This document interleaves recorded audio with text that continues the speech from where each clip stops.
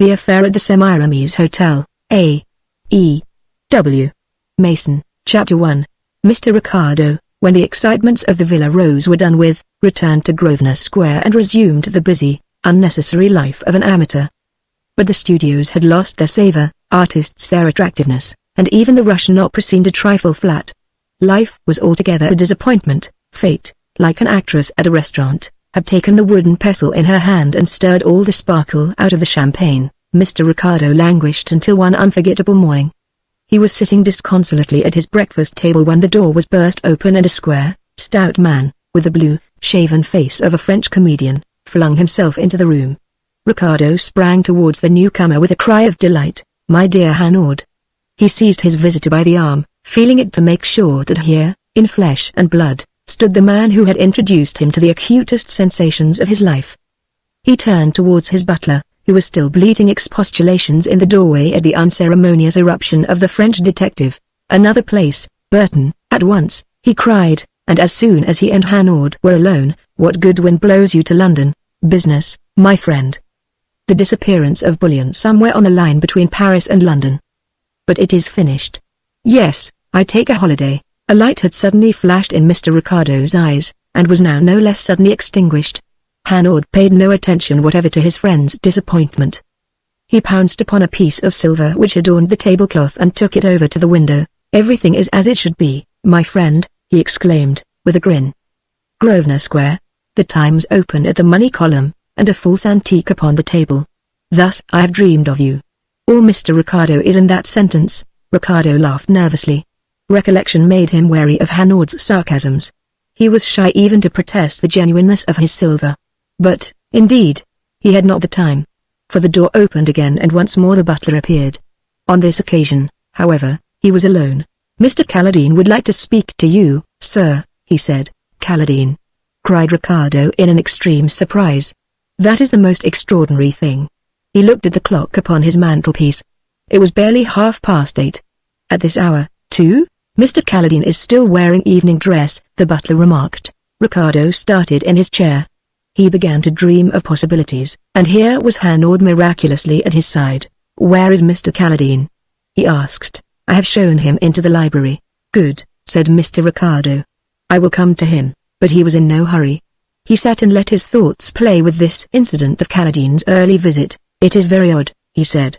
"I have not seen Calladine for months, no, nor has anyone. Yet, a little while ago, no one was more often seen." He fell apparently into a muse, but he was merely seeking to provoke Hanaud's curiosity. In this attempt, however, he failed. Hanaud continued placidly to eat his breakfast, so that Mr. Ricardo was compelled to volunteer the story which he was burning to tell. "Drink your coffee, Hanaud, and you shall hear about Calladine." Hanaud grunted with resignation, and Mr. Ricardo flowed on. Calladine was one of England's young men. Everybody said so. He was going to do very wonderful things as soon as he had made up his mind exactly what sort of wonderful things he was going to do. Meanwhile, you met him in Scotland, at Newmarket, at Ascot, at Cowes, in the box of some great lady at the opera not before 10:30 in the evening there in any fine house where the candles that night happened to be lit. He went everywhere, and then a day came and he went nowhere. There was no scandal, no trouble, not a whisper against his good name. He simply vanished. For a little while a few people asked, "What has become of Calladine?" But there never was any answer, and London has no time for unanswered questions. Other promising young men dined in his place. Calladine had joined the huge legion of the come-to-nothings. No one even seemed to pass him in the street. Now unexpectedly, at 8:30 in the morning, and in evening dress, he calls upon me. Why? I ask myself. Mr. Ricardo sank once more into the reverie. Hanaud watched him with a broadening smile of pure enjoyment, and in time, I suppose, he remarked casually, "You will perhaps ask him?" Mr. Ricardo sprang out of his pose to his feet. "Before I discuss serious things with an acquaintance," he said with a scathing dignity, "I make it a rule to revive my impressions of his personality." "The cigarettes are in the crystal box." "They would be," said Hanaud, unabashed, as Ricardo stalked from the room. But in 5 minutes Mr. Ricardo came running back, all his composure gone. "It is the greatest good fortune that you, my friend, should have chosen this morning to visit me," he cried, and Hanaud nodded with a little grimace of resignation. "There goes my holiday. You shall command me now and always. I will make the acquaintance of your young friend, He rose up and followed Ricardo into his study, where a young man was nervously pacing the floor. "Mr. Calladine," said Ricardo. "This is Mr. Hanaud." The young man turned eagerly.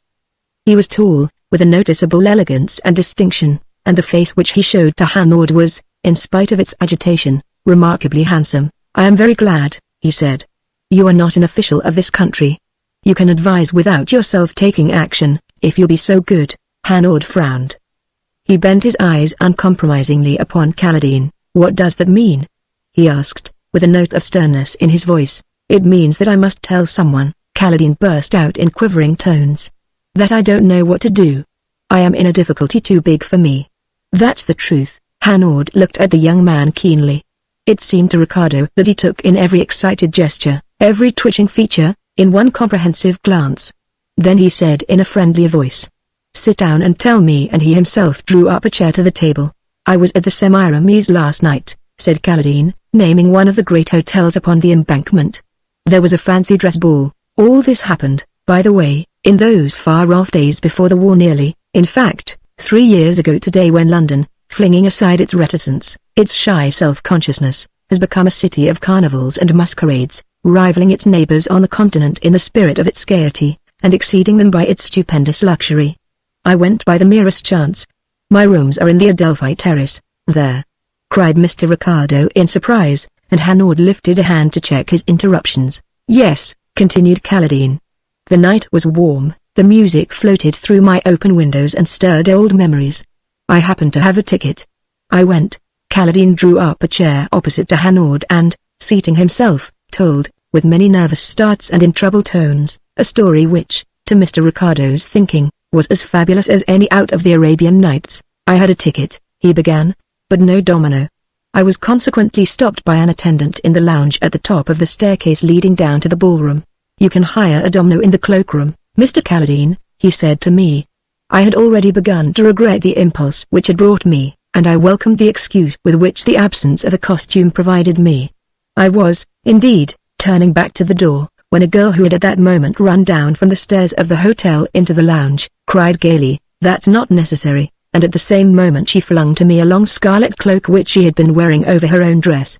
She was young, fair, rather tall, slim, and very pretty. Her hair was drawn back from her face with a ribbon, and rippled down her shoulders in heavy curls, and she was dressed in a satin coat and knee breeches of pale green and gold, with a white waistcoat and silk stockings and scarlet heels to her satin shoes.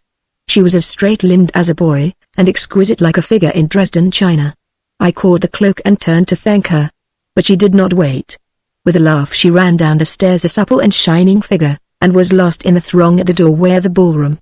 I was stirred by the prospect of an adventure. I ran down after her. She was standing just inside the room alone, and she was gazing at the scene with parted lips and dancing eyes.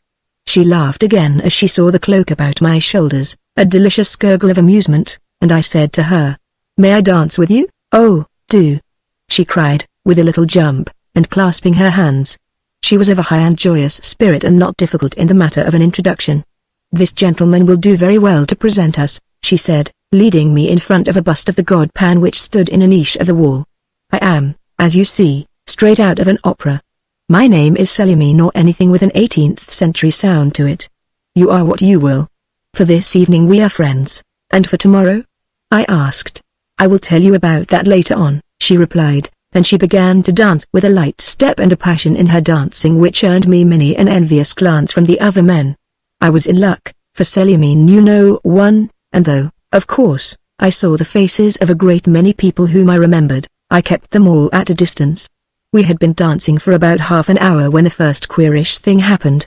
She stopped suddenly in the midst of a sentence with a little gasp. I spoke to her, but she did not hear.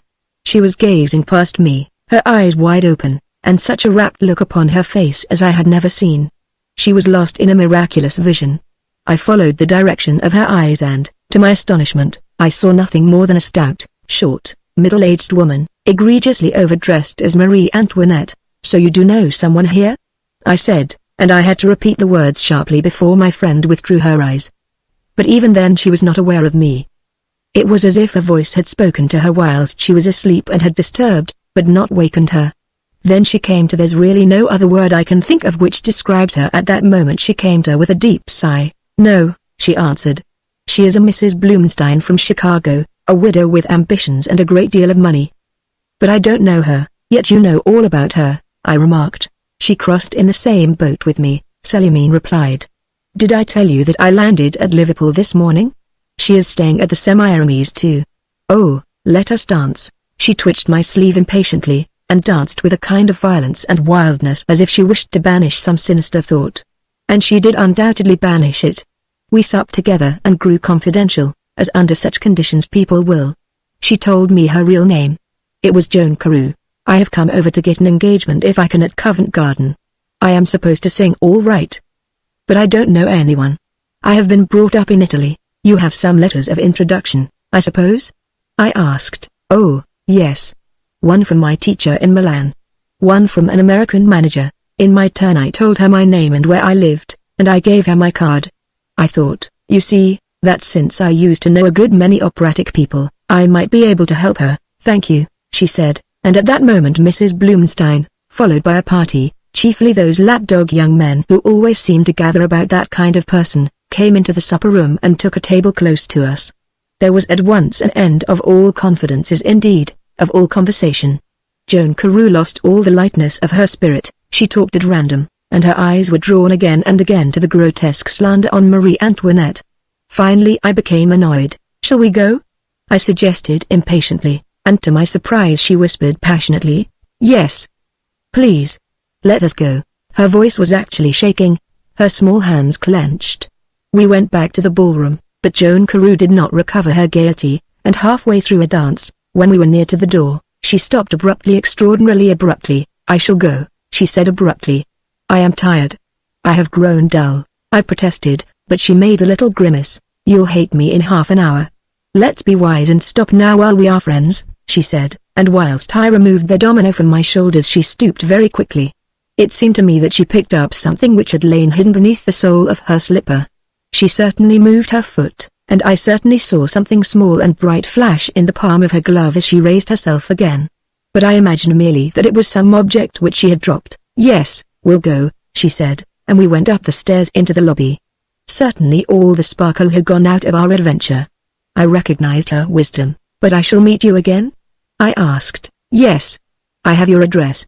I'll write and fix a time when you will be sure to find me in. Good night, and 1,000 thanks. I should have been bored to tears if you hadn't come without a domino. She was speaking lightly as she held out her hand, but her grip tightened a little and clung. Her eyes darkened and grew troubled, her mouth trembled. The shadow of a great trouble had suddenly closed about her. She shivered. I am half inclined to ask you to stay, however dull I am, and dance with me till daylight, the safe daylight, she said. It was an extraordinary phrase for her to use, and it moved me. Let us go back then, I urged. She gave me an impression suddenly of someone quite forlorn. But Joan Carew recovered her courage. No, no, she answered quickly. She snatched her hand away and ran lightly up the staircase, turning at the corner to wave her hand and smile. It was then 1:30 in the morning. So far Caladine had spoken without an interruption. Mr. Ricardo, it is true, was bursting to break in with the most important questions, but a salutary fear of Hanaud restrained him. Now, however, he had an opportunity, for Caladine paused. 1:30, he said sagely. Ah. And when did you go home? Hanaud asked of Caladine. True, said Mr. Ricardo. It is of the greatest consequence. Caladine was not sure. His partner had left behind her the strangest medley of sensations in his breast. He was puzzled, haunted, and charmed. He had to think about her. He was a trifle uplifted. Sleep was impossible. He wandered for a while about the ballroom. Then he walked to his chambers along the echoing streets and sat at his window, and some time afterwards the hoot of a motor horn broke the silence and a car stopped and whirred in the street below. A moment later his bell rang. He ran down the stairs in a queer excitement, unlocked the street door and opened it. Joan Carew, still in her masquerade dress with her scarlet cloak about her shoulders, slipped through the opening. Shut the door, she whispered, drawing herself apart in a corner. Your cab? Asked Caladine. It has gone. Caladine latched the door. Above, in the well of the stairs, the light spread out from the open door of his flat. Down here all was dark. He could just see the glimmer of her white face, the glitter of her dress, but she drew her breath like one who has run far. They mounted the stairs cautiously. He did not say a word until they were both safely in his parlor, and even then it was in a low voice. "What has happened? You remember the woman I stared at?" "You didn't know why I stared, but any girl would have understood. She was wearing the loveliest pearls I ever saw in my life." Joan was standing by the edge of the table. She was tracing with her finger a pattern on the cloth as she spoke.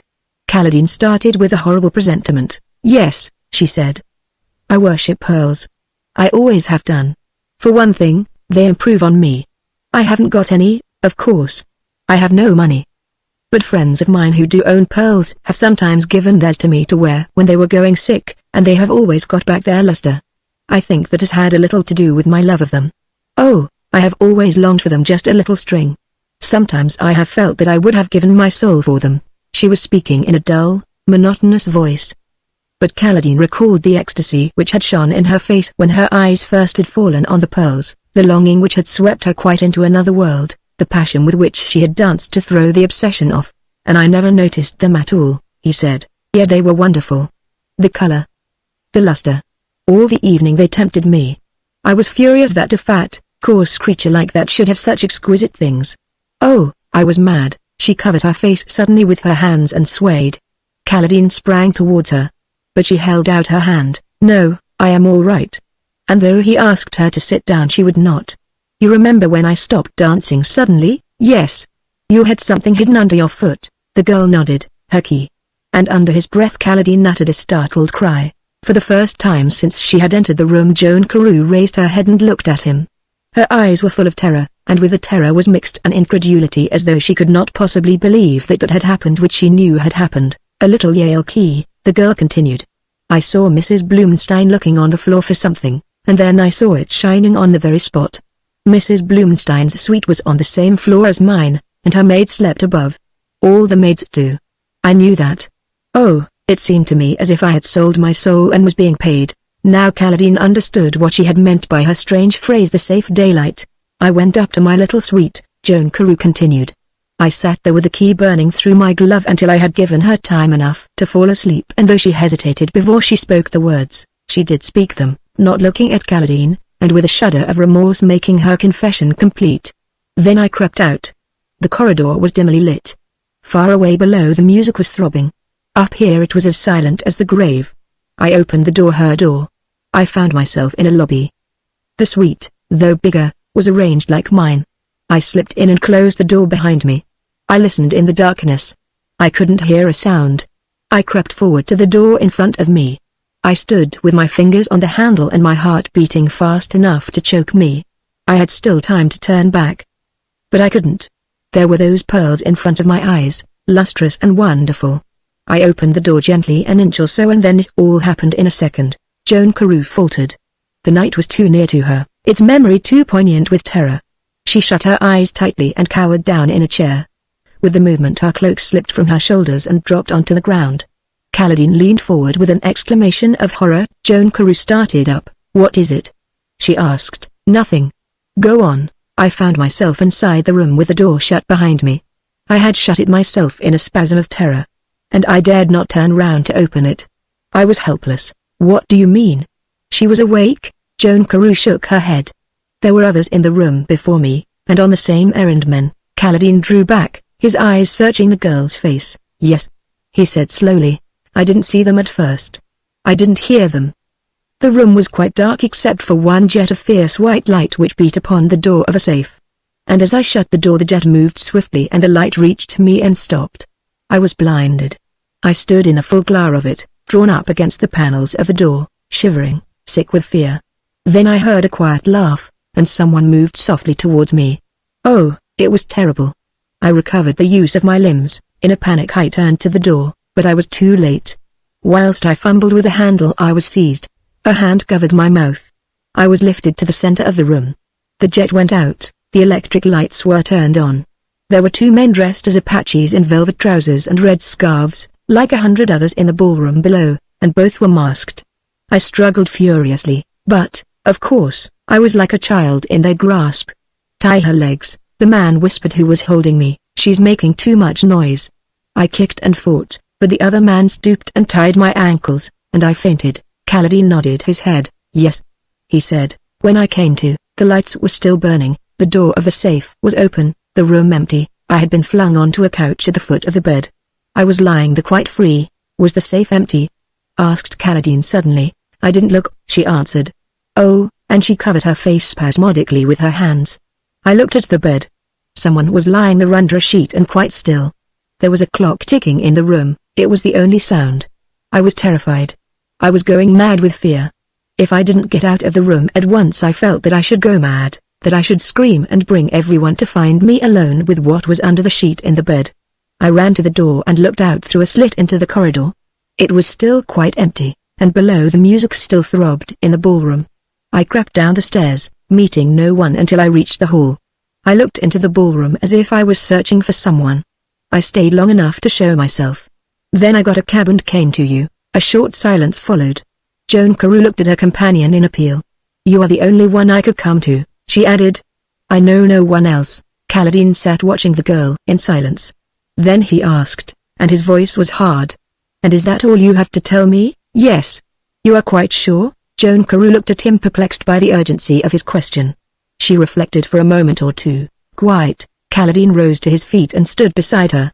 Then how do you come to be wearing this? He asked, and he lifted a chain of platinum and diamonds which she was wearing about her shoulders. You weren't wearing it when you danced with me. Joan Carew stared at the chain. No. It's not mine. I have never seen it before. Then a light came into her eyes. The two men, they must have thrown it over my head when I was on the couch before they went. She looked at it more closely. That's it. The chain's not very valuable. They could spare it, and it would accuse me of what they did. Yes, that's very good reasoning, said Kaladin coldly. Joan Carew looked quickly up into his face. Oh, you don't believe me, she cried. You think, oh, it's impossible. And, holding him by the edge of his coat, she burst into a storm of passionate denials. But you went to steal, you know, he said gently, and she answered him at once. Yes, I did, but not this. And she held up the necklace. Should I have stolen this? Should I have come to you wearing it, if I had stolen the pearls? If I had and she stopped, if my story were not true? Kaladin weighed her argument, and it affected him. No, I think you wouldn't. He said frankly. Most crimes, no doubt, were brought home because the criminal had made some incomprehensibly stupid mistake. Incomprehensibly stupid, that is, by the standards of normal life. Nevertheless, Kaladin was inclined to believe her.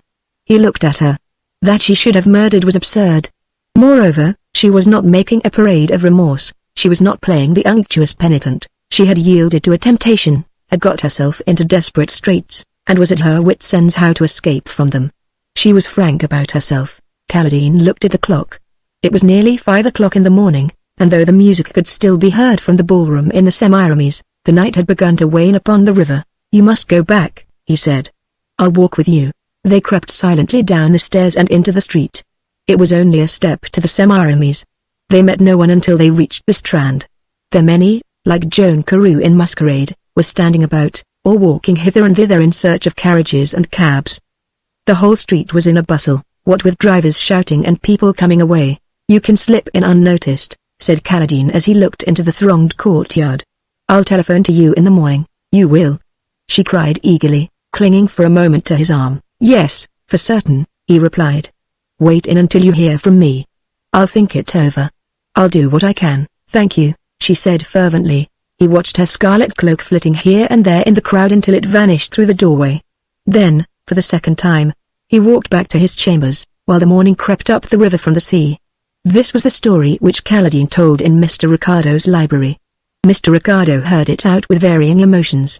He began with a thrill of expectation, like a man on a dark threshold of great excitements. The setting of the story appealed to him, too, by a sort of brilliant bizarrerie which he found in it. But, as it went on, he grew puzzled and a trifle disheartened.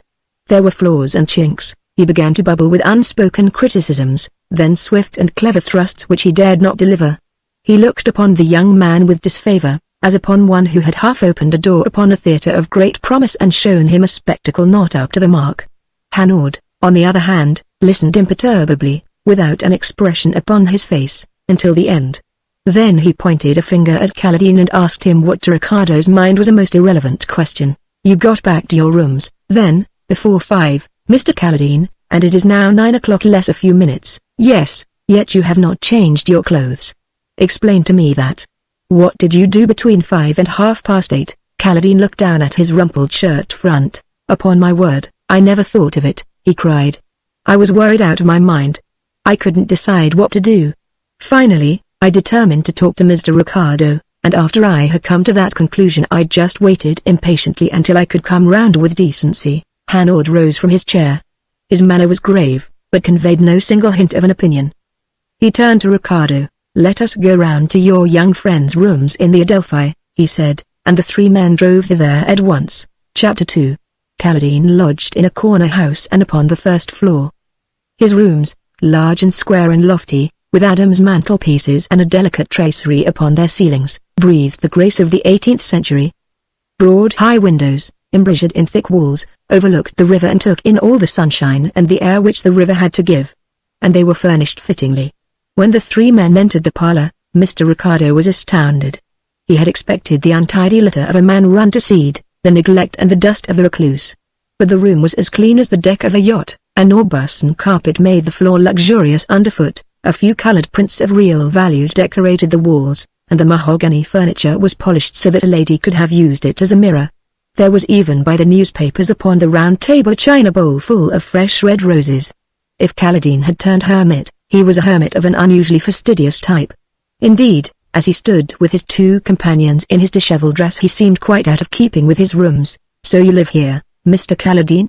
Said Hanaud, taking off his hat and laying it down. Yes, with your servants, of course. They come in during the day, said Kaladin, and Hanaud looked at him curiously. Do you mean that you sleep here alone? Yes, but your valet? I don't keep a valet, said Kaladin, and again the curious look came into Hanaud's eyes. Yet, he suggested gently, there are rooms enough in your set of chambers to house a family. Kaladin colored and shifted uncomfortably from one foot to the other. I prefer at night not to be disturbed, he said, stumbling a little over the words.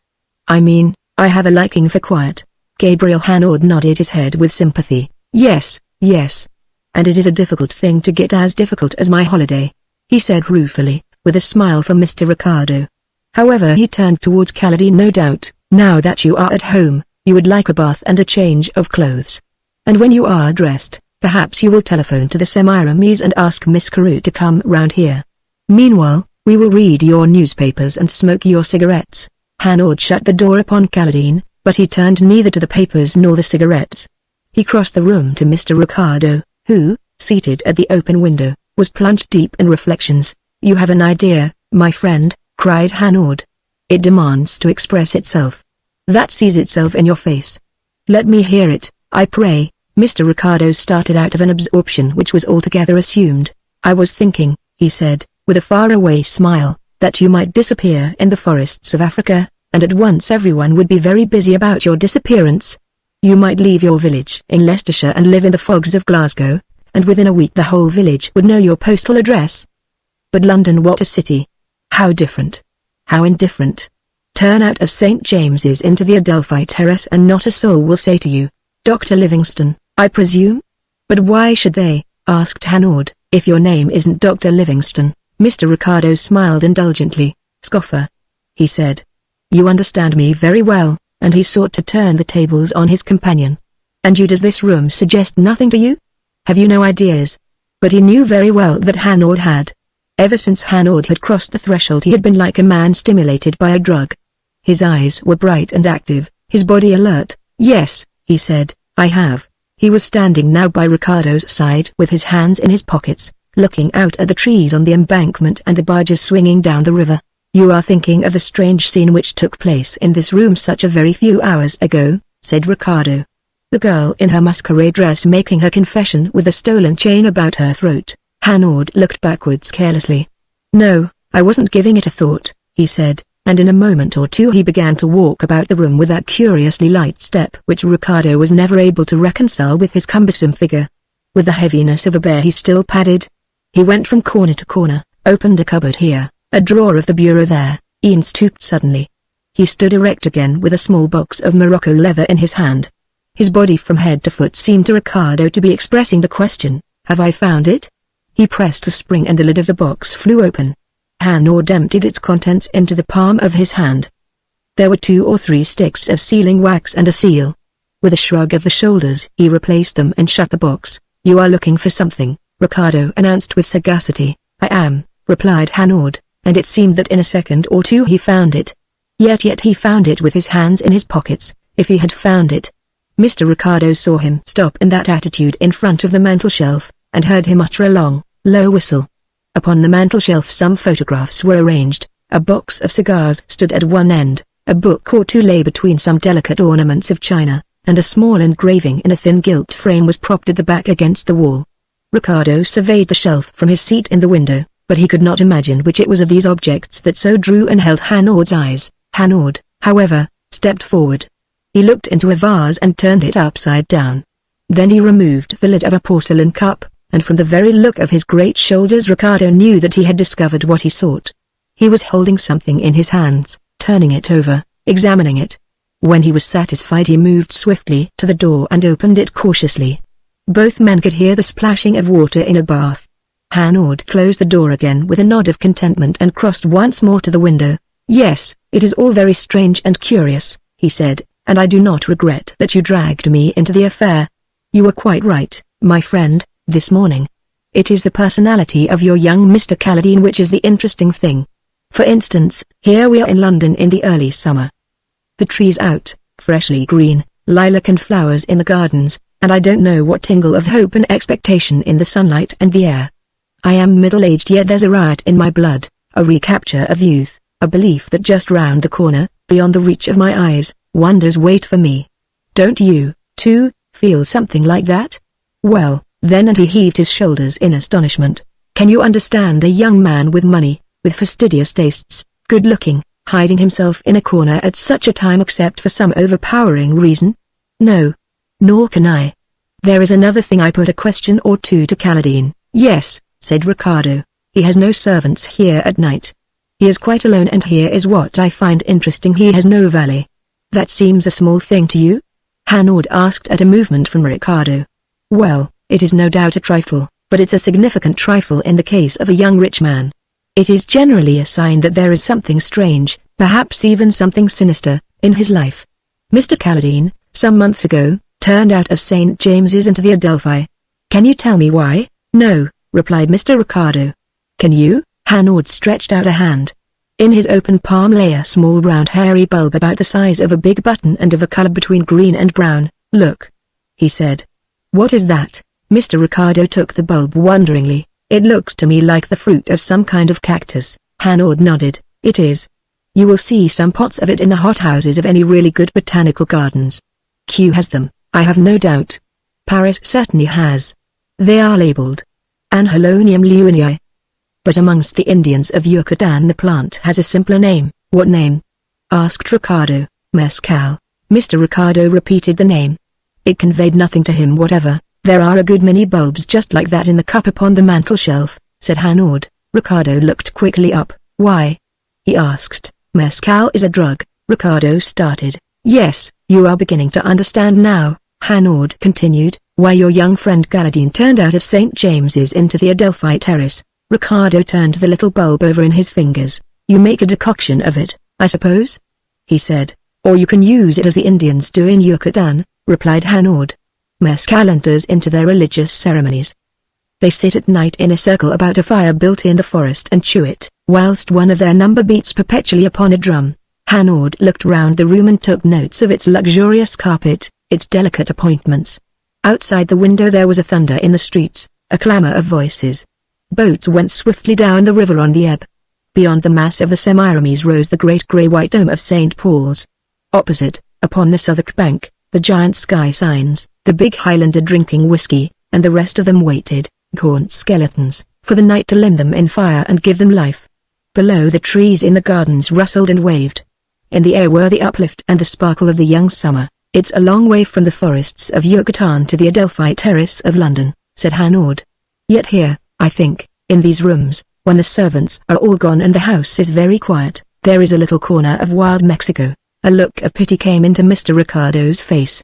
He had seen more than one young man of great promise slacken his hold and let go, just for this reason. Caledine, it seemed, was another. It's like Bang and Kaif and the rest of the devilish things, I suppose, he said, indignantly tossing the button upon the table. Hanaud picked it up. No, he replied. It's not quite like any other drug. It has a quality of its own which just now is of particular importance to you and me. Yes, my friend, and he nodded his head very seriously. We must watch that we do not make the big fools of ourselves in this affair. There, Mr. Ricardo agreed with an ineffable air of wisdom. I am entirely with you. Now, why? Hanaud asked. Mr. Ricardo was at a loss for a reason, but Hanaud did not wait. I will tell you. Mescal intoxicates, yes, but it does more. It gives to the man who eats of it color dreams. Color dreams? Mr. Ricardo repeated in a wondering voice. Yes, strange heated charms, in which violent things happen vividly amongst bright colors. Color is the gift of this little prosaic brown button.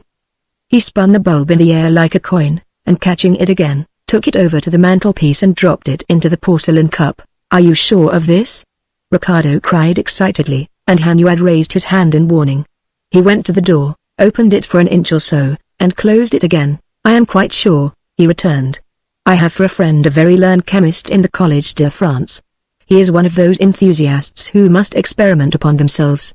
He tried this drug. Yes, Ricardo said in a quieter voice. And what did he see? He had a vision of a wonderful garden bathed in sunlight, an old garden of gorgeous flowers and emerald lawns, ponds with golden lilies and thick yew hedges, a garden where peacocks stepped indolently and groups of gay people fantastically dressed quarreled and fought with swords. That is what he saw. And he saw it so vividly that, when the vapors of the drug passed from his brain and he waked, he seemed to be coming out of the real world into a world of shifting illusions. Hanaud's strong quiet voice stopped, and for a while there was a complete silence in the room. Neither of the two men stirred so much as a finger. Mr. Ricardo once more was conscious of the thrill of strange sensations. He looked round the room.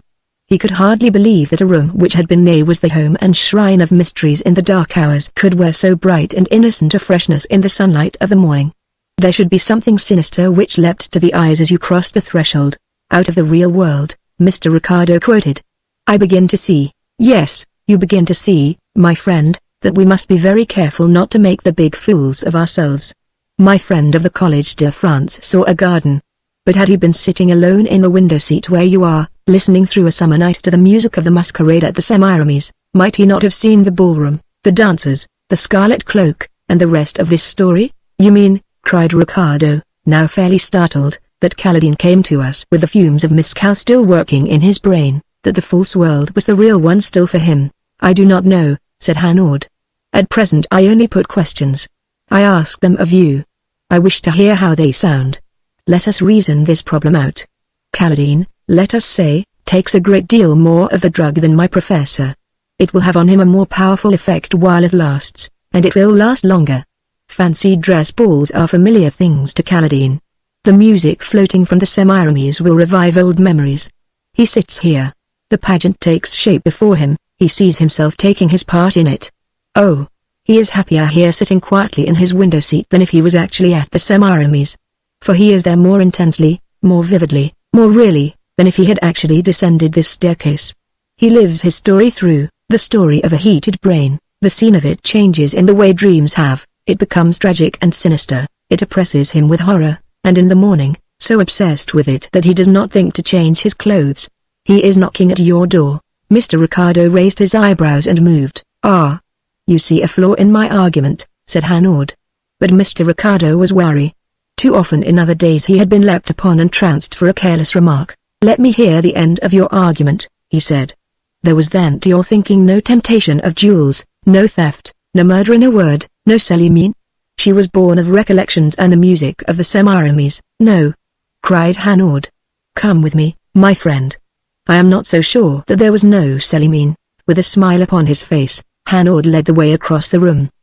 He had the dramatic instinct, and rejoiced in it. He was going to produce a surprise for his companion and, savoring the moment in advance, he managed his effects. He walked towards the mantelpiece and stopped a few paces away from it. Look. Mr. Ricardo looked and saw a broad Adam's mantelpiece. He turned a bewildered face to his friend. You see nothing? Hanaud asked. Nothing. Look again. I am not sure, but is it not that Semiramis is posing before you? Mr. Ricardo looked again. There was nothing to fix his eyes.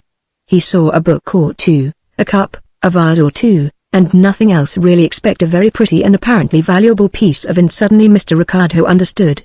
Straight in front of him, In the very center of the mantelpiece, a figure in painted china was leaning against a china style.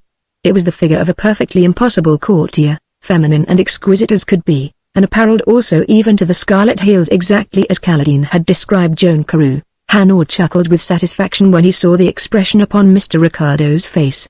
"Ah, you understand," he said. "Do you dream, my friend?" "At times yes, like the rest of us." "Then recollect your dreams?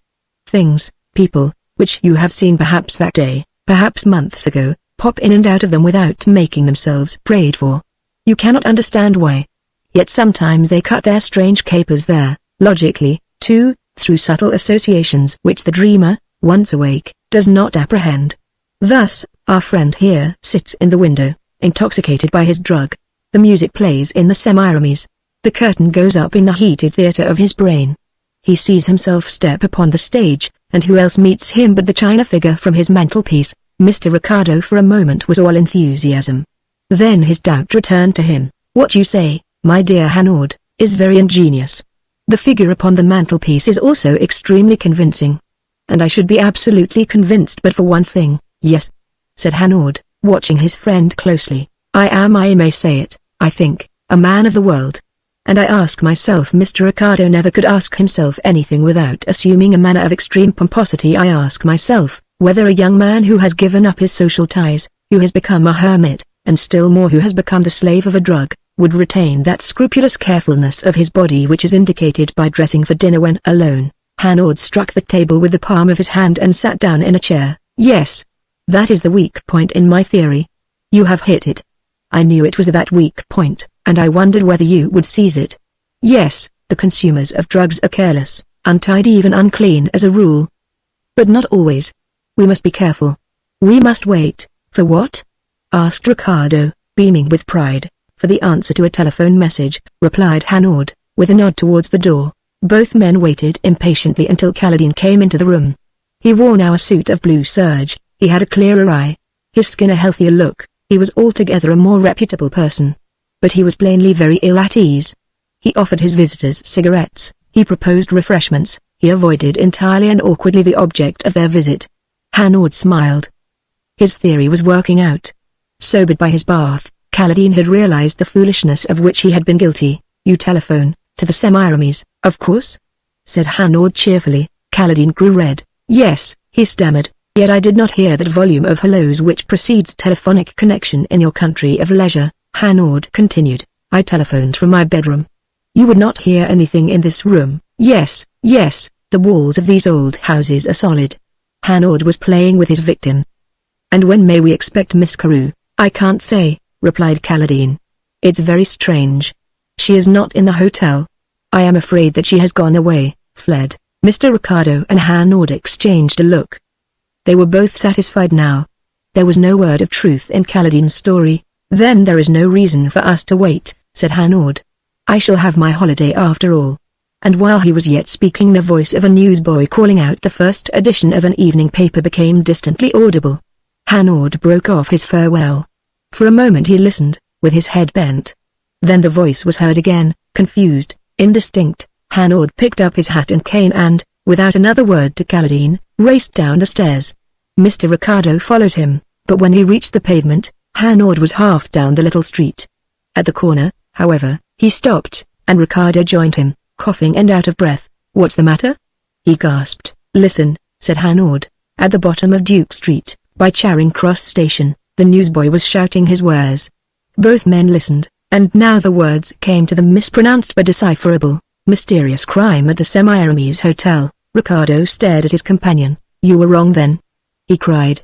Kaladin's story was true. For once in a way Hanaud was quite disconcerted. "I don't know yet," he said. "We will buy a paper." But before he could move a step a taxi-cab turned into the Adelphi from the Strand, and wheeling in front of their faces, stopped at Kaladin's door. From the cab a girl descended. "Let us go back," said Hanaud. Chapter 3. Mr. Ricardo could no longer complain. It was 8:30 when Kaladin had first disturbed the formalities of his house in Grosvenor Square. It was barely 10 now, and during that short time he had been flung from surprise to surprise. He had looked underground on a morning of fresh summer, and had been thrilled by the contrast between the queer, sinister life below and within and the open call to joy of the green world above. He had passed from incredulity to belief, from belief to incredulity, and when at last incredulity was firmly established, and the story to which he had listened proved the emanation of a drugged and heated brain, lo! The facts buffeted him in the face, and the story was shown to be true. I am alive once more, Mr. Ricardo thought as he turned back with Hanaud, and in his excitement he cried his thought aloud. Are you? Said Hanaud. And what is life without a newspaper? If you will buy one from that remarkably raucous boy at the bottom of the street, I will keep an eye upon Caladine's house till you come back. Mr. Ricardo sped down to Charing Cross and brought back a copy of the 4th edition of the Star. He handed it to Hanaud, who stared at it doubtfully, folded as it was. Shall we see what it says? Ricardo asked impatiently. By no means, Hanaud answered, waking from his reverie and tucking briskly away the paper into the tail pocket of his coat. We will hear what Miss Joan Carew has to say, with our minds undisturbed by any discoveries. I was wondering about something totally different. Yes. Mr. Ricardo encouraged him. What was it? I was wondering, since it is only 10 o'clock, at what hour the first editions of the evening papers appear. It is a question, Mr. Ricardo replied sententiously, which the greatest minds have failed to answer, and they walked along the street to the house. The front door stood open during the day like the front door of any other house which is let off in sets of rooms. Hanaud and Ricardo went up the staircase and rang the bell of Caladine's door. A middle-aged woman opened it. Mr. Caladine is in? Said Hanaud. I will ask, replied the woman. What name shall I say? It does not matter.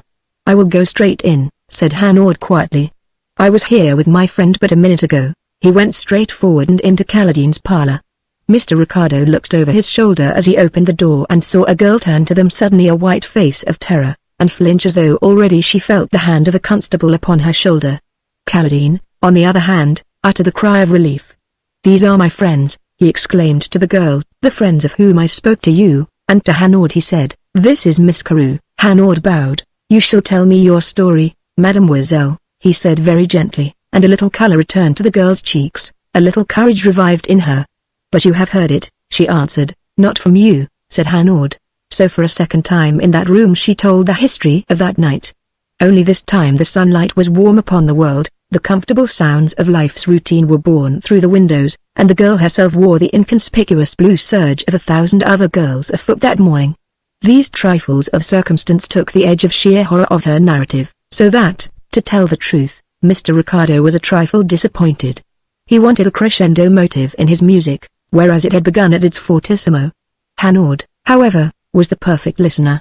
He listened without stirring and with most compassionate eyes, so that Joan Carew spoke only to him, and to him, each moment that passed, with greater confidence.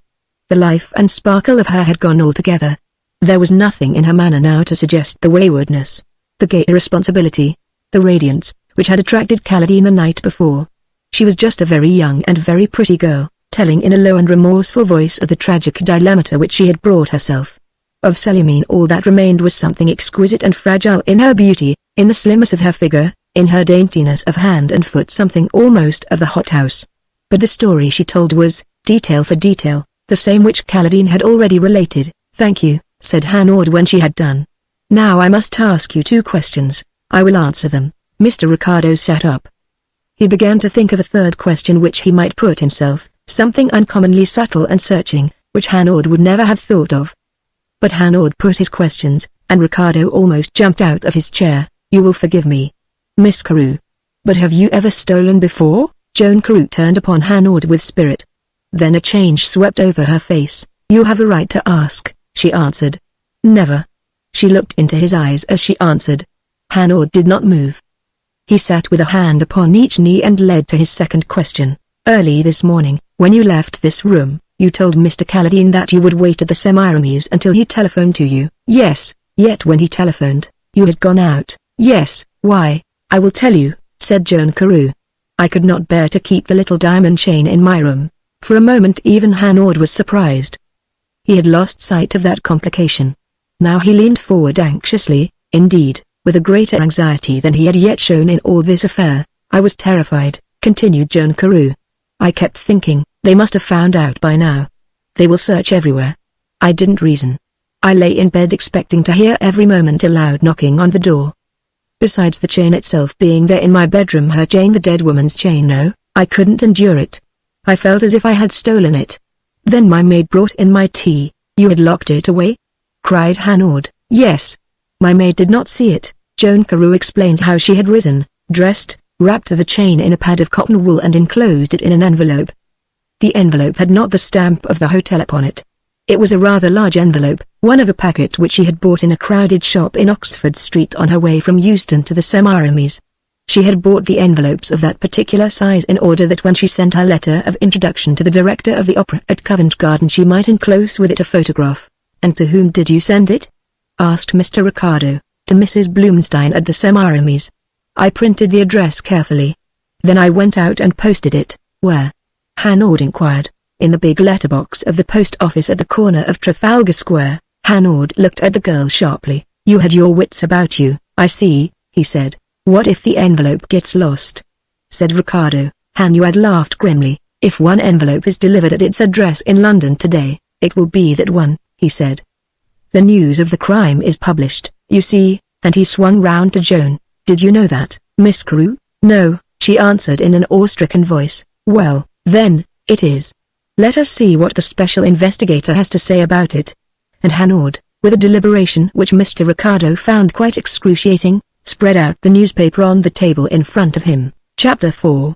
There was only one new fact in the couple of columns devoted to the mystery. Mrs. Blumstein had died from chloroform poisoning.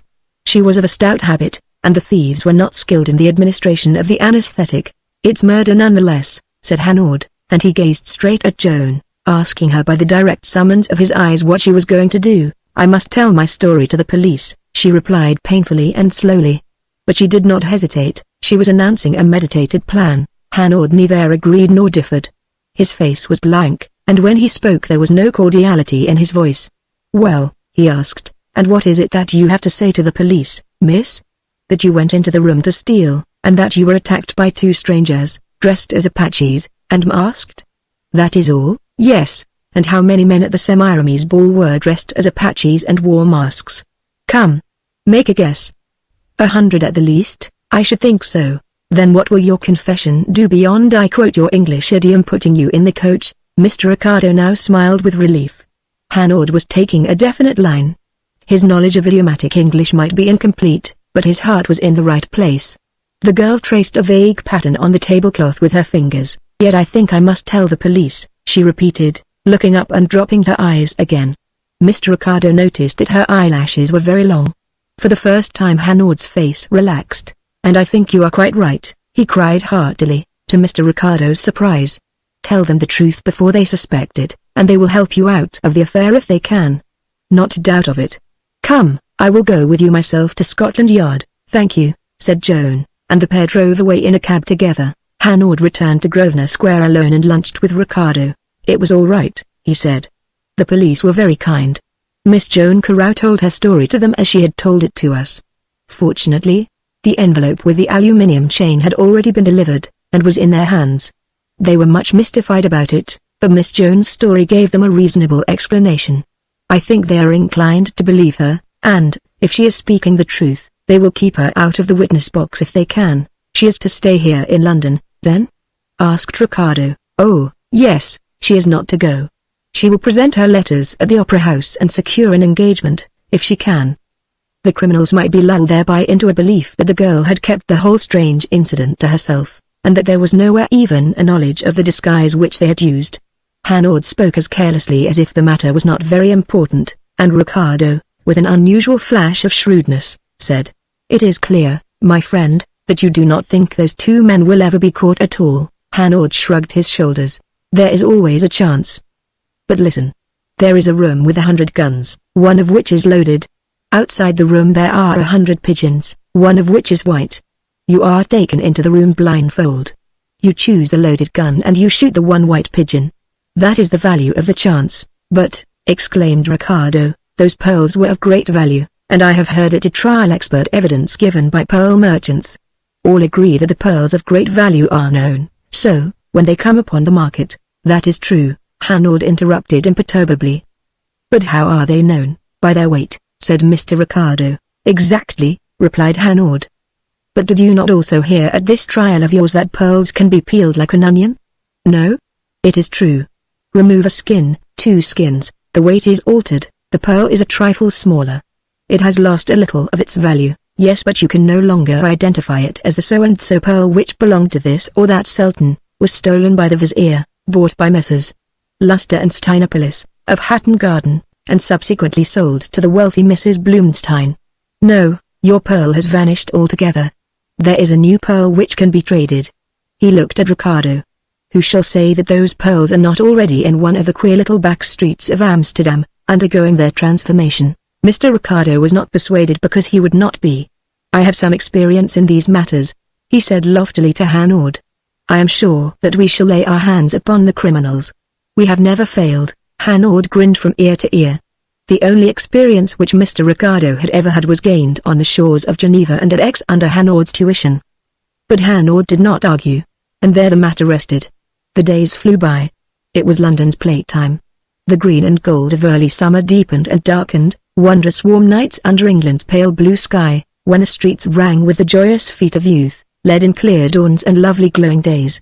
Hanaud made acquaintance with the wooded reaches of the Thames. Joan Carew sang Louise at Covent Garden with notable success, and the affair of the Semiramis Hotel, in the minds of the few who remembered it, was already added to the long list of unfathomed mysteries. But towards the end of May there occurred a startling development. Joan Carew wrote to Mr. Ricardo that she would call upon him in the afternoon, and she begged him to secure presence of Hanaud. She came as the clock struck. She was pale and agitated, and in the room where Caladine had first told the story of her visit she told another story which, to Mr. Ricardo's thinking, was yet more strange and yet more suspicious. It has been going on for some time, she began. I thought of coming to you at once. Then I wondered whether, if I waited, you'll never believe me. Let us hear, said Hanaud patiently. I began to dream of that room, the two men disguised and masked, the still figure in the bed. Night after night. I was terrified to go to sleep. I felt the hand upon my mouth. I used to catch myself falling asleep, and walk about the room with all the lights up to keep myself awake. But you couldn't, said Hanaud with a smile. Only the old can do that. No, I couldn't, she admitted, and my nights were horrible until she paused and looked at her companions doubtfully until one night the mask slipped. What? Cried Hanaud, and a note of sternness rang suddenly in his voice. What are you saying? With a desperate rush of words, and the colour staining her forehead and cheeks, Joan Carew continued. It is true. The mask slipped on the face of one of the men of the man who held me. Only a little way, it just left his forehead visible no more. Well? Asked Hanaud, and Mr. Ricardo leaned forward, swaying between the austerity of criticism and the desire to believe so thrilling a revelation. I waked up, the girl continued, in the darkness, and for a moment the whole scene remained vividly with me for just long enough for me to fix clearly in my mind the figure of the Apache with a white forehead showing above the mask. When was that? Asked Ricardo. A fortnight ago. Why didn't you come with your story then? I waited, said Joan. What I had to tell wasn't yet helpful. I thought that another night the mask might slip lower still. Besides, it is difficult to describe just what I felt. I felt it important just to keep that photograph in my mind, not to think about it, not to talk about it, not even to look at it too often lest I should begin to imagine the rest of the face and find something familiar in the man's carriage and shape when there was nothing really familiar to me at all. Do you understand that? She asked, with her eyes fixed in appeal on Hanaud's face. Yes, replied Hanaud. I follow your thought. I thought there was a chance, now the strangest chance, that the truth might be reached. I did not wish to spoil it, and she turned eagerly to Ricardo, as if, having persuaded Hanaud, she would now turn her batteries on his companion. My whole point of view was changed. I was no longer afraid of falling asleep lest I should dream. I wished to dream, but you could not, suggested Hanaud. No, that is the truth, replied Joan Carew. Whereas before I was anxious to keep awake and yet must sleep from sheer fatigue, now that I tried consciously to put myself to sleep I remained awake all through the night, and only towards morning, when the light was coming through the blinds, dropped off into a heavy, dreamless slumber. Hanaud nodded. It is a very perverse world, Miss Carew, and things go by contraries. Ricardo listened for some note of irony in Hanaud's voice, some look of disbelief in his face. But there was neither the one nor the other. Hanaud was listening patiently. Then came my rehearsals, Joan Carew continued, and that wonderful opera drove everything else out of my head. I had such a chance, if only I could make use of it. When I went to bed now, I went with that haunting music in my ears, the call of Paris. Oh, you must remember it. But can you realize what it must mean to a girl who is going to sing it for the first time in Covent Garden? Mr. Ricardo saw his opportunity. He, the connoisseur, to whom the psychology of the green room was as an open book, could answer that question. It is true, my friend, he informed Hanaud with quiet authority. The great march of events leaves the artist cold. He lives aloof. While the tumbrils thunder in the streets, he adds a delicate tint to the picture he is engaged upon or recalls his triumph in his last great part. Thank you, said Hanaud gravely. And now Miss Carew may perhaps resume her story. It was the very night of my debut, she continued. I had supper with some friends. A great artist, Carmen Valerie, honored me with her presence. I went home excited, and that night I dreamed again. Yes, this time the chin, the lips, the eyes were visible. There was only a black strip across the middle of the face. And I thought, nay, I was sure that if that strip vanished I should know the man, and it did vanish, 3 nights afterwards. And you did know the man? The girl's face became troubled. She frowned. I knew the face, that was all, she answered. I was disappointed. I had never spoken to the man. I am sure of that still. But somewhere I have seen him. You don't even remember when? Asked Hanaud. No. Joan Carew reflected for a moment with her eyes upon the carpet, and then flung up her head with a gesture of despair. No. I try all the time to remember. But it is no good. Mr. Ricardo could not restrain a movement of indignation. He was being played with. The girl with her fantastic story had worked him up to a real pitch of excitement only to make a fool of him. All his earlier suspicions flowed back into his mind. What if, after all, she was implicated in the murder and the theft? What if, with a perverse cunning, she had told Hanaud and himself just enough of what she knew, just enough of the truth, to persuade them to protect her? What if her frank confession of her own overpowering impulse to steal the necklace was nothing more than a subtle appeal to the sentimental pity of men, an appeal based upon a wider knowledge of men's weaknesses than a girl of 19 or 20 ought to have? Mr. Ricardo cleared his throat and sat forward in his chair. He was girding himself for a singularly searching interrogatory when Hanaud asked the most irrelevant of questions. How did you pass the evening of that night when you first dreamed complete the face of your assailant? Joan Carew reflected. Then her face cleared. I know, she exclaimed. I was at the opera, and what was being given?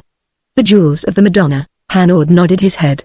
To Ricardo it seemed that he had expected precisely that answer. Now, he continued, you are sure that you have seen this man? Yes, very well, said Hanaud. There is a game you play at children's parties as the not ? Animal, vegetable, or mineral, and always you get the answer. Let us play that game for a few minutes, you and I. Joan Carew drew up her chair to the table and sat with her chin propped upon her hands and her eyes fixed on Hanaud's face. As he put each question she pondered on it and answered. If she answered doubtfully he pressed it. You crossed on the Lucania from New York? Yes. Picture to yourself the dining room, the tables. You have the picture quite clear? Yes. Was it at breakfast that you saw him? No. At luncheon? No. At dinner? She paused for a moment, summoning before her eyes the travelers at the tables. No. Not in the dining table at all, then? No. In the library, when you were writing letters. Did you not one day lift your head and see him? No. On the promenade deck? Did he pass you when you sat in your deck chair, or did you pass him when he sat in his chair? No. Step by step Hanaud took her back to New York, to her hotel, to journeys in the train. Then he carried her to Milan where she had studied. It was extraordinary to Ricardo to realize how much Hanaud knew of the curriculum of a student aspiring to grand opera. From Milan he brought her again to New York, and at the last, with a start of joy, she cried, yes, it was there. Hanaud took his handkerchief from his pocket and wiped his forehead. Oof! He grunted. To concentrate the mind on a day like this, it makes one hot, I can tell you. Now, Miss Carew, let us hear. It was at a concert at the house of a Mrs. Starling Shield in Fifth Avenue and in the afternoon. Joan Carew sang. She was a stranger to New York and very nervous. She saw nothing but a mist of faces whilst she sang, but when she had finished the mist cleared, and as she left the improvised stage she saw the man. He was standing against the wall in a line of men. There was no particular reason why her eyes should single him out, except that he was paying no attention to her singing, and, indeed, she forgot him altogether afterwards. I just happened to see him clearly and distinctly, she said. He was tall, clean-shaven, rather dark, not particularly young, 35 or so. I should say a man with a heavy face and beginning to grow stout. He moved away whilst I was bowing to the audience, and I noticed him afterwards walking about, talking to people. Do you remember to whom? No. Did he notice you? Do you think? I am sure he didn't, the girl replied emphatically. He never looked at the stage where I was singing. And he never looked towards me afterwards. She gave, so far as she could remember, the names of such guests and singers as she knew at that party. And that is all, she said. Thank you, said Hanaud. It is perhaps a good deal. But it is perhaps nothing at all. You will let me hear from you? She cried, as she rose to her feet. Miss Carew, I am at your service, he returned. She gave him her hand timidly and he took it cordially. For Mr. Ricardo she had merely a bow which recognized that he distrusted her and that she had no right to be offended. Then she went, and Hanaud smiled across the table at Ricardo. Yes, he said, all that you are thinking is true enough. A man who slips out of society to indulge a passion for a drug in greater peace, a girl who, on her own confession, tried to steal, and, to crown all, this fantastic story. It is natural to disbelieve every word of it. But we disbelieved before, when we left Caladine's lodging in the Adelphi, and we were wrong. Let us be warned. You have an idea? Exclaimed Ricardo. Perhaps, said Hanaud. And he looked down the theatre column of the Times. Let us distract ourselves by going to the theatre. You are the most irritating man. Mr. Ricardo broke out impulsively. If I had to paint your portrait, I should paint you with your finger against the side of your nose, saying mysteriously, I know, when you know nothing at all. Hanaud made a schoolboy's grimace. We will go and sit in your box at the opera tonight, he said, and you shall explain to me all through the beautiful music the theory of the tonic sol fa. They reached Covent Garden before the curtain rose. Mr. Ricardo's box was on the lowest tier and next to the omnibus box. We are near the stage, said Hanaud, as he took his seat in the corner and so arranged the curtain that he could see and yet was hidden from view. I like that. The theatre was full, stalls and boxes shimmered with jewels and satin, and all that was famous that season for beauty and distinction had made its tryst there that night. Yes, this is wonderful, said Hanaud. What opera do they play? He glanced at his program and cried, with a little start of surprise, we are in luck. It is the Jewels of the Madonna. Do you believe in omens? Mr. Ricardo asked coldly. He had not yet recovered from his rebuff of the afternoon. No, but I believe that Carmen Valerie is at her best in this part, said Hanaud. Mr. Ricardo belonged to that body of critics which must needs spoil your enjoyment by comparisons and recollections of other great artists. He was at a disadvantage certainly tonight, for the opera was new. But he did his best. He imagined others in the part, and when the great scene came at the end of the second act, and Carmen Valerie, on obtaining from her lover the jewels stolen from the sacred image, gave such a display of passion as fairly enthralled that audience, Mr. Ricardo sighed quietly and patiently. How Carve would have brought out the psychological value of that scene, he murmured. And he was quite vexed with Hanaud, who sat with his opera glasses held to his eyes, and every sense apparently concentrated on the stage. The curtains rose and rose again when the act was concluded, and still Hanaud sat motionless as the Sphinx, staring through his glasses. That is all, said Ricardo when the curtains fell for the fifth time. They will come out, said Hanaud. Wait. And from between the curtains Carmen Valerie was led out into the full glare of the footlights with the panoply of jewels flashing on her breast. Then at last Hanaud put down his glasses and turned to Ricardo with a look of exultation and genuine delight upon his face which filled that season-worn dilettante with envy. What a night, said Hanaud. What a wonderful night. And he applauded until he split his gloves. At the end of the opera he cried, we will go and take supper at the Semiramis. Yes, my friend. We will finish our evening like gallant gentlemen. Come. Let us not think of the morning. And boisterously he slapped Ricardo in the small of the back. In spite of his boast, however, Hanaud hardly touched his supper, and he played with, rather than drank, his brandy and soda. He had a little table to which he was accustomed beside a glass screen in the depths of the room, and he sat with his back to the wall watching the groups which poured in. Suddenly his face lighted up. Here is Carmen Valerie, he cried. Once more we are in luck. Is it not that she is beautiful? Mr. Ricardo turned languidly about in his chair and put up his eyeglass. So, he said. Ah, returned Hanaud. Then her companion will interest you still more. For he is the man who murdered Mrs. Blumstein. Mr. Ricardo jumped so that his eyeglass fell down and tinkled on its cord against the buttons of his waistcoat. What? He exclaimed. It's impossible. He looked again. Certainly the man fits Joan Carew's description. But he turned back to Hanaud utterly astounded.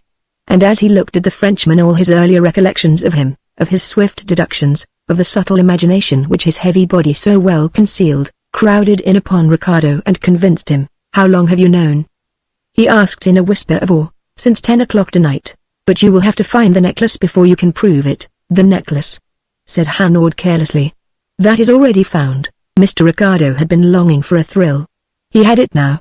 He felt it in his very spine. "It's found?" he said in a startled whisper. "Yes." Ricardo turned again, with as much indifference as he could assume, towards the couple who were settling down at their table. The man with a surly indifference, Carmen Valerie with the radiance of a woman who has just achieved a triumph and is now free to enjoy the fruits of it. Confusedly, recollections returned to Ricardo of questions put that afternoon by Hanaud to Joan Carew, subtle questions into which the name of Carmen Valerie was continually entering. She was a woman of 30, certainly beautiful, with a clear, pale face and eyes like the night. "Then she is implicated too," he said. "What a change for her," he thought, from the stage of Covent Garden to the felon's cell, from the gay supper room of the Semiramis, with its bright frocks and its babel of laughter, to the silence and the ignominious garb of the workrooms in Aylesbury prison. "She!" exclaimed Hanaud, and in his passion for the contrasts of drama Ricardo was almost disappointed. "She has nothing whatever to do with it. She knows nothing. André Favart, yes. But Carmen Valerie. She's as stupid as an owl, and loves him beyond words. Do you want to know how stupid she is? You shall know. I asked Mr. Clements, the director at the Opera House, to take supper with us, and here he is." Hanaud stood up and shook hands with the director. He was of the world of business rather than of art, and long experience of the ways of tenors and prima donnas had given him a good-humored cynicism. "They are spoiled children, all tantrums and vanity," he said, "and they would ruin you to keep a rival out of the theatre." He told them anecdote upon anecdote, and Carmen Valerie, Hanaud asked in a pause, "Is she troublesome this season?" "Has been," replied Clements dryly. "At present she is playing at being good. But she gave me a turn some weeks ago." He turned to Ricardo. "Superstition's her trouble, and André Favart knows it. She left him behind in America this spring." "America!" suddenly cried Ricardo, so suddenly that Clements looked at him in surprise. "She was singing in New York, of course, during the winter," he returned. "Well, she left him behind, and I was shaking hands with myself when he began to deal the cards over there. She came to me in a panic. She had just had a cable. She couldn't sing on Friday night. There was a black knave next to the 9 of diamonds. She wouldn't sing for worlds. And it was the first night of the Jewels of the Madonna. Imagine the fix I was in." "What did you do?" asked Ricardo. "The only thing there was to do," replied Clements with a shrug of the shoulders. "I cabled Favart some money and he dealt the cards again. She came to me beaming. Oh, she had been so distressed to put me in the cart. But what could she do? Now there was a red queen next to the ace of hearts, so she could sing without a scruple so long, of course, as she didn't pass a funeral on the way down to the Opera House. Luckily she didn't. But my money brought Favart over here, and now I'm living on a volcano. For he's the greatest scoundrel unhung. He never has a farthing, however much he gives him. He's a blackmailer, he's a swindler, he has no manners and no graces, he looks like a butcher and treats her as if she were dirt. He never goes near the opera except when she is singing in this part, and she worships the ground he walks on. Well, I suppose it's time to go." The lights had been turned off, the great room was emptying. Mr. Ricardo and his friends rose to go, but at the door Hanaud detained Mr. Clements, and they talked together alone for some little while, greatly to Mr. Ricardo's annoyance. Hanaud's good humor, however, when he rejoined his friend, was enough for two. "I apologize, my friend, with my hand on my heart. But it was for your sake that I stayed behind. You have a meretricious taste for melodrama which I deeply deplore, but which I mean to gratify. I ought to leave for Paris tomorrow, but I shall not. I shall stay until Thursday." And he skipped upon the pavement as they walked home to Grosvenor Square. Mr. Ricardo bubbled with questions, but he knew his man. He would get no answer to any one of them tonight. So he worked out the problem for himself as he lay awake in his bed, and he came down to breakfast next morning fatigued but triumphant. Hanaud was already chipping off the top of his egg at the table. "So I see you have found it all out, my friend," he said. "Not all," replied Ricardo modestly, "and you will not mind, I am sure, if I follow the usual custom and wish you a good morning." "Not at all," said Hanaud. "I am all for good manners myself." He dipped his spoon into his egg. "But I am longing to hear the line of your reasoning. Mr. Ricardo did not need much pressing. Joan Carew saw André Favart at Mrs. Starlingshiel's party, and saw him with Carmen Valerie. For Carmen Valerie was there. I remember that you asked Joan for the names of the artists who sang, and Carmen Valerie was amongst them. Hanaud nodded his head. Exactly. No doubt Joan Carew noticed Carmen Valerie particularly, and so took unconsciously into her mind an impression of the man who was with her, André Favart, of his build, of his walk, of his type. Again Hanaud agreed. She forgets the man altogether, but the picture remains latent in her mind, an undeveloped film. Hanaud looked up in surprise, and the surprise flattered Mr. Ricardo. Not for nothing had he tossed about in his bed for the greater part of the night. Then came the tragic night at the Semiramis.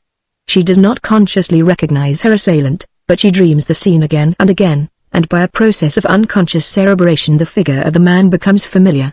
Finally she makes her debut, is entertained at supper afterwards, and meets once more Carmen Valerie. Yes, for the first time since Mrs. Starlingshiel's party, interjected Hanaud. She dreams again. She remembers asleep more than she remembers when awake.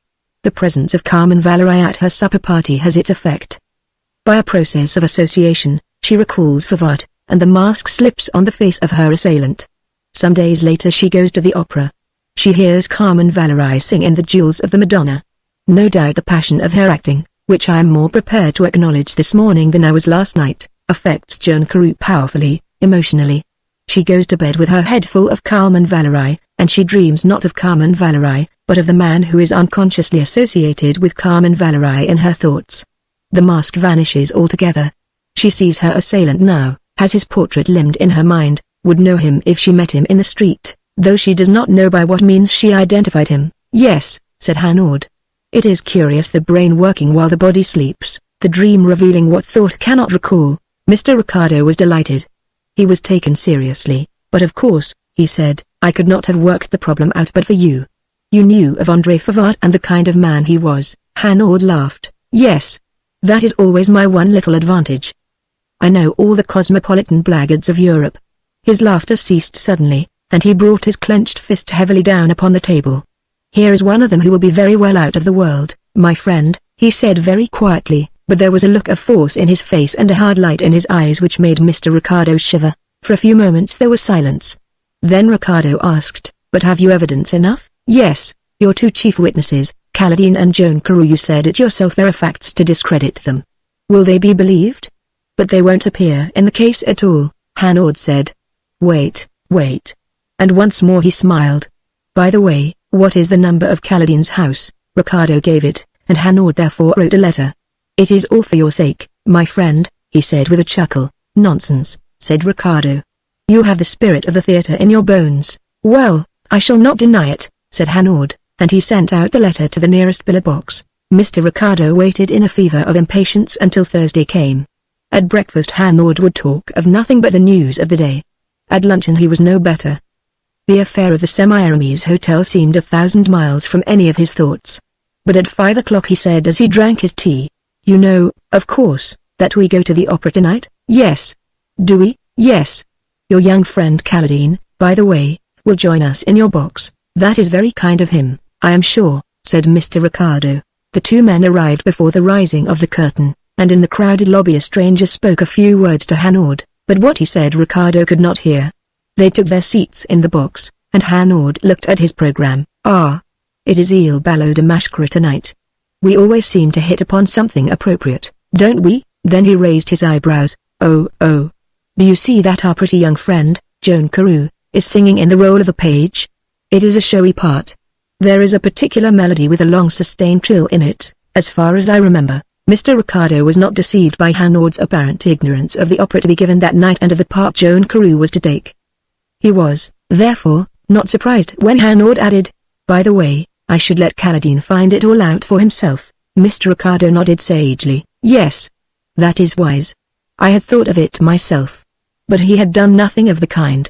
He was only aware that the elaborate stage management in which Hanaud delighted was working out to the desired climax, whatever that climax might be. Caladine entered the box a few minutes later and shook hands with them awkwardly. It was kind of you to invite me, he said, and, very ill at ease, he took a seat between them and concentrated his attention on the house as it filled up. There's the overture, said Hanaud. The curtains divided and were festooned on either side of the stage. The singers came on in their turn. The page appeared to a burst of delicate applause. Joan Carew had made a small name for herself that season, and with a stifled cry Caladine shot back in the box as if he had been struck. Even then Mr. Ricardo did not understand. He only realized that Joan Carew was looking extraordinarily trim and smart in her boy's dress. He had to look from his program to the stage and back again several times before the reason of Caladine's exclamation dawned on him. When it did, he was horrified. Hanaud, in his craving for dramatic effects, must have lost his head altogether. Joan Carew was wearing, from the ribbon in her hair to the scarlet heels of her buckled satin shoes, the same dress as she had worn on the tragic night at the Semiramis Hotel. He leaned forward in his agitation to Hanaud. "You must be mad. Suppose Fawad is in the theater and sees her. He'll be over on the continent by 1 in the morning." "No, he won't," replied Hanaud. "For one thing, he never comes to Covent Garden unless one opera, with Carmen Valerie in the chief part, is being played, as you heard the other night at supper. For a second thing, he isn't in the house. I know where he is. He is gambling in Dean Street, Soho. For a third thing, my friend, he couldn't leave by the 9 o'clock train for the continent if he wanted to. Arrangements have been made. For a fourth thing, he wouldn't wish to. He has really remarkable reasons for desiring to stay in London. But he will come to the theatre later. Clements will send him an urgent message, with the result that he will go straight to Clements' office. Meanwhile, we can enjoy ourselves, eh?" Never was the difference between the amateur dilettante and the genuine professional more clearly exhibited than by the behavior of the two men during the rest of the performance. Mr. Ricardo might have been sitting on a coal fire from his jumps and twistings. Hanaud stolidly enjoyed the music. And when Joan Carew sang her famous solo his hands clamored for an encore louder than anyone's in the boxes. Certainly, whether excitement was keeping her up or no, Joan Carew had never sung better in her life. Her voice was clear and fresh as a bird with a soul inspiring its song. Even Caladine drew his chair forward again and sat with his eyes fixed upon the stage and quite carried out of himself. He drew a deep breath at the end. "She is wonderful," he said, like a man waking up. "She is very good," replied Mr. Ricardo, correcting Caladine's transports. "We will go round to the back of the stage," said Hanaud. They passed through the iron door and across the stage to a long corridor with a row of doors on one side. There were 2 or 3 men standing about in evening dress, as if waiting for friends in the dressing rooms. At the third door Hanaud stopped and knocked. The door was opened by Joan Carew, still dressed in her green and gold. Her face was troubled, her eyes afraid. "Courage, little one," said Hanaud, and he slipped past her into the room. "It is as well that my ugly, familiar face should not be seen too soon." The door closed and one of the strangers loitered along the corridor and spoke to a call boy. The call boy ran off. For 5 minutes more Mr. Ricardo waited with a beating heart. He had the joy of a man in the center of things. All those people driving homewards in their motorcars along the Strand, how he pitied them. Then, at the end of the corridor, he saw Clements and André Fawad. They approached, discussing the possibility of Carmen Valerie's appearance in London Opera during the next season. "We have to look ahead, my dear friend," said Clements, "and though I should be extremely sorry." At that moment they were exactly opposite Joan Carew's door. It opened, she came out, with a nervous movement she shut the door behind her. At the sound André Fawad turned, and he saw drawn up against the panels of the door, with a look of terror in her face, the same gay figure which had interrupted him in Mrs. Blumstein's bedroom. There was no need for Joan to act. In the presence of this man her fear was as real as it had been on the night of the Semiramis ball. She trembled from head to foot. Her eyes closed, she seemed about to swoon. Fawad stared and uttered an oath. His face turned white. He staggered back as if he had seen a ghost. Then he made a wild dash along the corridor, and was seized and held by 2 of the men in evening dress. Fawad recovered his wits.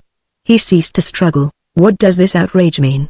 he asked, and one of the men drew a warrant and notebook from his pocket. "You're arrested for the murder of Mrs. Blumstein in the Semiramis Hotel," he said, "and I have to warn you that anything you may say will be taken down and may be used in evidence against you." "Preposterous!" exclaimed Fawad. "There's a mistake. We will go along to the police and put it right." "Where's your evidence against me?" Hanaud stepped out of the doorway of the dressing room. "In the property room of the theatre," he said. At the sight of him Fawad uttered a violent cry of rage. "You are here, too, are you?" he screamed, and he sprang at Hanaud's throat. Hanaud stepped lightly aside. Fawad was borne down to the ground, and when he stood up again the handcuffs were on his wrists. Fawad was led away, and Hanaud turned to Mr. Ricardo and Clements. "Let us go to the property room," he said. They passed along the corridor, and Ricardo noticed that Caladine was no longer with them. He turned and saw him standing outside Joan Carewe's dressing room. "He would like to come, of course," said Ricardo. "Would he?" asked Hanaud. "Then why doesn't he? He's quite grown up, you know," and he slipped his arm through Ricardo's and led him back across the stage. In the property room there was already a detective in plain clothes. Mr. Ricardo had still not as yet guessed the truth. "What is it you really want, sir?" the property master asked of the director. "Only the jewels of the Madonna," Hanaud answered. The property master unlocked a cupboard and took from it the sparkling cuirass. Hanaud pointed to it, and there, lost amongst the huge glittering stones of paste and false pearls, Mrs. Blumstein's necklace was entwined. Then that his wife Fawad came always to Covent Garden when the Jewels of the Madonna was being performed, exclaimed Ricardo. Hanaud nodded. He came to watch over his treasure. Ricardo was piecing together the sections of the puzzle. No doubt he knew of the necklace in America. No doubt he followed it to England. Hanaud agreed. Mrs. Blumstein's jewels were quite famous in New York, but to hide them here, cried Mr. Clements. He must have been mad. "Why?" asked Hanaud. "Can you imagine a safer hiding place? Who is going to burgle the property room of Covent Garden? Who is going to look for a priceless string of pearls amongst the stage jewels of an opera house?" "You did," said Mr. Ricardo. "I?" replied Hanaud, shrugging his shoulders. "Joan Carewe's dreams led me to André Fawad. The first time we came here and saw the pearls of the Madonna, I was on the lookout, naturally. I noticed Fawad at the back of the stalls. But it was a stroke of luck that I noticed those pearls through my opera glasses, at the end of the second act," cried Ricardo suddenly. "I remember now." "Yes," replied Hanaud.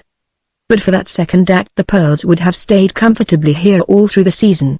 Carmen Valerie, fool as I told you, would have tossed them about in her dressing room without a notion of their value, and at the end of July, when the murder at the Semiramis hotel had been forgotten, Fawad would have taken them to Amsterdam and made his bargain. Shall we go?"